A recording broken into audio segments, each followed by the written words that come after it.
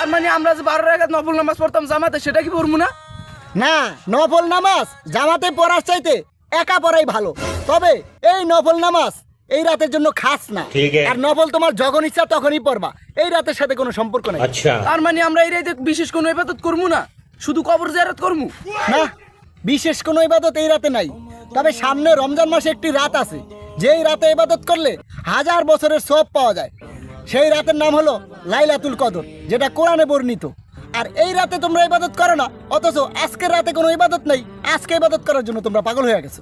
তার মানে আমরা এতদিন ভুলের মধ্যে ছিলাম। অবশ্যই তোমরা ভুলের মধ্যে ছিলা। আর এই ভুলের দায়ভার কিছু তথাকথিত মোল্লা মুন্সির উপরে পড়ে।